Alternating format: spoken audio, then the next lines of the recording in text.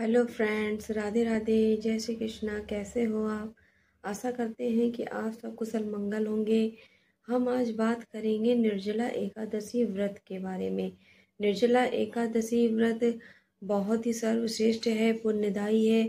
जो सब एकादशी व्रत करने का पुण्य मिलता है वो हम साल में जो एक एकादशी पड़ती है, निर्जला एकादशी का व्रत कर लेने से ही सारी एकादशियों का पुण्य प्राप्त हो जाता है। इसलिए आप निर्जला एकादशी का व्रत जरूर करें, अवश्य करें। ना कर सके तो उसका नियम जरूर करें, उनका चिंतन करें, नाम जाप करें। उस दिन ज़्यादा बोले नहीं, किसी की निंदा चुगली अवश्य ना करें। तो हम बात करेंगे जो लोग जल नहीं पी सकते हैं, तो वो अगर वैसे तो निर्जल होके ही व्रत रखते हैं।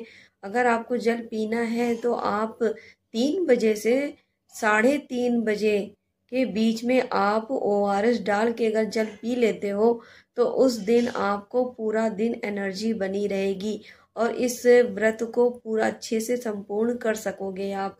इस व्रत को करने से पहले आप भगवान से प्रार्थना करें, नियम लें कि इस व्रत को पूरा करने में मेरी सहायता करें।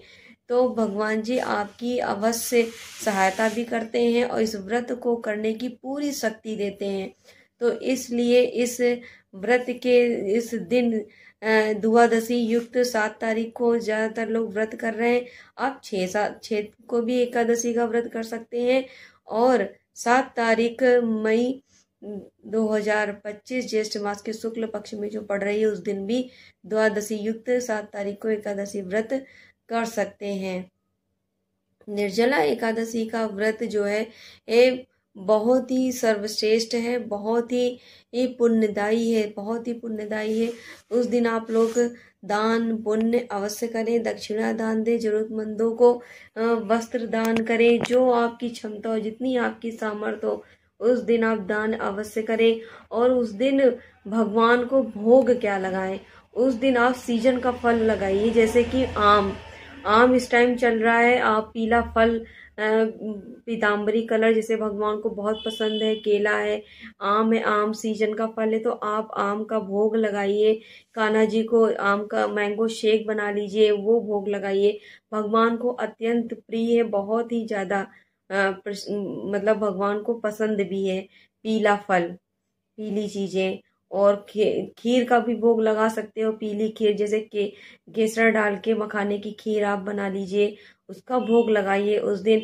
वैसे तो उस दिन अन्न और जल वगैरह उसका ग्रहण नहीं करना है, वो सब नहीं पीना खाना है, तो लेकिन आप भगवान को इन सब चीजों का भोग लगा सकते हो। और जो कहते हैं एकादशी के दिन जो इंसान अन्न खाता है वो नरक जाता है, ऐसा शास्त्रों में लिखा हुआ है। लेकिन जो क्या कहते हैं, सब करते हुए भी आप उनकी भक्ति करते हैं, उनका चिंतन करते हैं और आपसे कोई गलती ना हो, कोई जीव ना मरे, उस दिन आप पेड़ पौधों को नुकसान ना करें, पत्तियां ना तोड़े, सब कुछ एक दिन पहले से तुलसी दल फूल पत्र सब तोड़ के रख लीजिए। एकादशी के दिन कुछ नहीं तोड़ना है आपको। आशा करते हैं कि आपको ये सारी बातें समझ में आ गई होंगी और आशा करते हैं आप भगवान आपको पे कृपा बनाए रखे और आपको पूरी साहस और हिम्मत दे इस व्रत को करने की। भगवान बहुत सहायता करते हैं।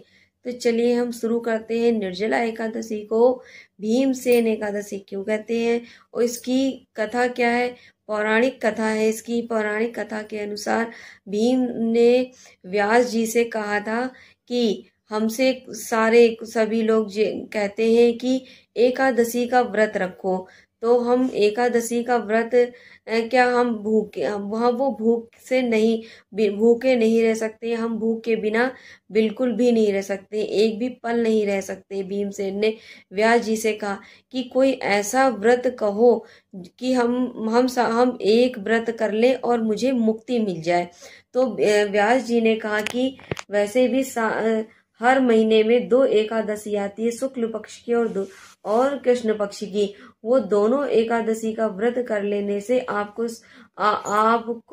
वैकुंठ की प्राप्ति होगी। श्री हरि अपने साथ अपने द्वार पर अपने वैकुंठ को धाम ले जाते हैं। तो भीमसेन ने कहा कि हम एकादशी का व्रत तो कर लेंगे, लेकिन हम भूख से भी, मतलब भूख मुझे बहुत लगती है, हम उसके बिना नहीं रह सकते। तो अब कोई ऐसा आप व्रत बताइए जो साल में एक बार करा जाए और हम उस और मुक्ति भी मुझे मिल जाए, मुझे वैकुंठ धाम की प्राप्ति भी हो जाए। तो उन्होंने बताया सब एकादशी का निचोड़ है निर्जला एकादशी। निर्जला एकादशी जो साल में एक बार आती है, वो सभी 24 एकादशियों का पुण्य देने वाली है। इस एकादशी का व्रत जो कर लेता है, उस सभी एकादशियों का पुण्य प्राप्त कर लेता है।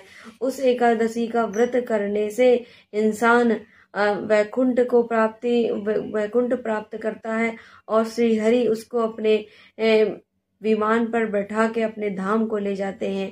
तो पहले तो श्री व्यास जी ने बताया कि अगर नरक अच्छा है या स्वर्ग अच्छा है, इन दोनों को आप अगर सोचोगे तो आप व्रत करना जरूर चाहोगे। तो भीमसेन डर कर कांपने लगे और कहने लगे कि हाँ, कुछ ऐसा उपाय बताइए जिससे मैं इस व्रत को भी कर सकूं और मुझे वैकुंठ की प्राप्ति भी हो जाए, मुझे नरक का द्वार ना ही मिले।